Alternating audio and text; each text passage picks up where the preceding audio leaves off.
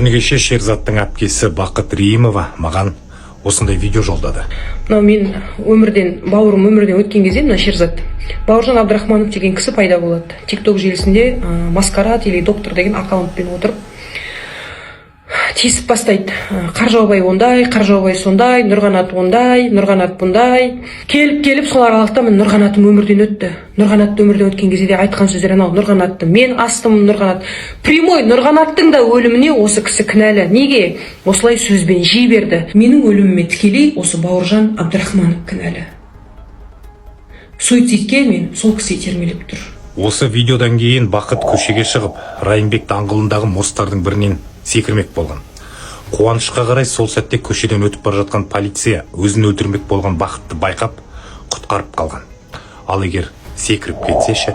Көрдіңіздер ме? Сөз сүйектен өтеді демекші, бір адамның сөзі қаншама қасірет әкеле жаздады. Мен доктор деген адамға былай да айттым, бірақ түсінбейтін пенде екен. Егер Бақыт суицид жасаса, оның отбасының қарғысына қаламын деп ойламай ма екен өзі? Менің миыма сыймайды. Бұл азаматтың көздеген мақсаты не? Онсыз да қайғыдан қан жұтып отырған Шерзаттың отбасына неге кенедей жабысып алды? Сіздер қалай ойлайсыздар? Мен түсінбей отырмын. Шерзат бауырымыз соты 10 сәуірде болатын болды. Қазақ халқының атынан айтарым, осы сот әділ және ашық болсын. Кішкентай жас баланы ата-анасының көзінше хайуандықпен өлтірген жауыздар әділет жазасын алсын. Және де қазіргі таңда осы бұзақылық пен хулиганствомен сотталайын деп жатқаны менің ойымша жүрген бір ақымақтық. Себебі ол жердегі осы хайуандардың іс-әрекеттері болмаса, бәлкім бұл жап-жас бала тірі қалатын еді. Бұл жап-жас бала қазаққа үлесін қосатын еді. Отбасы тәрбиелейтін еді. Өз ата-анасына көмек қолдау болатын еді. Сондықтан да Қаржаубай ағамыздың президентімізге айтқан үндеуіндегідей, осымен қазақтың ұл қыздар көшеде өлтірілуі тоқтатылсын.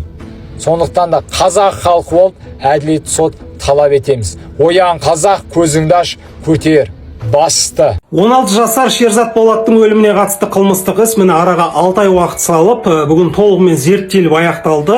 Алдағы 10 апрель күні сағат 12-де сол Талдықорған қаласында осы қылмыстық істің алғашқы сот процесі өтетін болды. Жалпы бұл қылмыстық іс 62 томнан тұрады. 8 видеоматериал, 40-қа жуық судебный экспертиза жүргізілген, 200-ге жуық куәгерлер, жалпы сотталып отырғандар ол жерде 9 адам. Енді осындай ауқымды қылмыстық іс, естеріңізде болса, былтыр октябрьде болған осындай Талғардағы сұмдық жағдай бүкіл елді бір дүрліктіріп, араға міне 6 ай салып, осы іс жан-жақты тергеліп, зерттеліп, сот процесі басталайын деп тұр. Не болса да енді алдағы уақытта осы сұмдық қылмыстың беті ашылып, ақ-қарасы ажыратылып, қылмыскерлер өздерінің әділ жазасын алады деген сенімдеміз. КСРО-ның өзі, яғни СССР-дің өзі қазақтың тілін, яғни дәстүр салтын, ұлттық болмысын дәл уахабизм сияқты отарлай алған жоқ. Дәл қазіргі уахабизм дәуіріндегідей СССР кезінде қазақтың руханияты тасталған болған жоқ. Оған дәлел айтайын ба? Семейдің қазағы анау шығыста тұрған, ешқашан көрмеген анау батыстағы Оралдың қазағымен дін жайлы дауласпайтын. Анауың харам, анауың халал, анау мынау деп. Ешқашан Шымкент пен Түркістанның қазағы солтүстіктің қазағымен дін жайлы дауласпайтын. Бір-бірін өмір көрмесе де, өйткені бір ұғым бар еді, бір түсінік бар еді. Қазақ ешқашан бір-бірімен ырду-дырду болмайтын. Ол кезде атеизм болды, анау болды, мынау болды деген нәрсе, ол жалпы үкіметтің ұстанымы еді атеизм деген. Ал жалпы қазақ бісмілләсін айтып, ішінара ырым жоралғыларын жасай беретін діннің. Ал қазір қалай? Быт-шыт болды. Анау халал, мынау харам, пәлен түген, анау мынау, Құдай сақтасын. Тіпті тілді де солай. Бұрын Мағауиндер, Ақселеулер, Сейдімбек, Таласбек Әсемқұлов, мен деген әдебиеттегі әр саладағы ғалымдар, ақындар, жазушылардың барлығы да нағыз руханиятқа қызмет көрсеткен, дүркін кітап жазған, қазіргідей тілдің тазалығын сақтаған СССРдің заманында болды. Иә, мен сіздерді бұл жерде жақсы, керемет, анау мынау деп тұрған жоқпын. Бірақ айтайын дегенім, ол уақытта кәдімгідей бір жүйе бар еді. Әсіресе мына біздің ұлттық болмысымызда, дәстүрімізде. Ана есіктің босағасына кәржілік ілме харам болады, домбыра харам болады, келінге сәлем салмақ харам болады, тағы не, ырымға сенбе харам болады, анаған сенбе харам болады деген нәрсе болмайтын. Бәрі де ұят болады, құдайыңнан қорық деп қана айта салатын. Бірақ қазіргідей тұтас қазақтың бір танымын, руханиятын, қазіргідей яссауи, анау, епекет ата, мынау, анау деп қазақтың бүкіл құндылығын, сакрал дүниесін бүгінгідей ваххабизм сияқты салқан қылмап еді СССР-ның кезінде. Міне саған СССР қазақтың руханиятын, мына құдайға деген сенімін бір қылды, ал ваххабизм мыңға бөліп тас салқан қылып қазақта бүгінгідей өлімші халге жеткізді.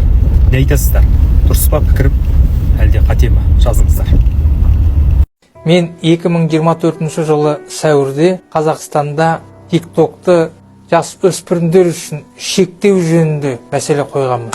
Еуроодақ елдерде өз шенеуніктерінің телефондарына TikTok орнатуға тыйым салды. Қытайдың өзінде балалар TikTok'тың толық форматын пайдалана алмайды, нақты шектеу қарастырылған. Сондықтан ел өкіметі келесі шараларды қолға алуы қажет. Өйткені TikTok'тың жақсы жақтарымен бірге осы біздің балаларымызға буллинг және басқа да біздің ұлттық дәстүрімізге сәйкес болмайтын мәселелерді насихаттау проблемасы бар. Жақында TikTok жанұялық реттеу бөлімінде осы жас өспірімдерге, ата-аналарына осы TikTok'қа шектеу қою тетігін енгізді. TikTok'тың осы Қазақстанның заңдарын орындаудағы үлкен қадамы болып табылады. Егер TikTok тәріздес ірі платформалар Қазақстанның қоғамының уәжін естіп, Қазақстанның заңды талаптарын орындайтын болса, әрине TikTok Қазақстанда дамитын болады.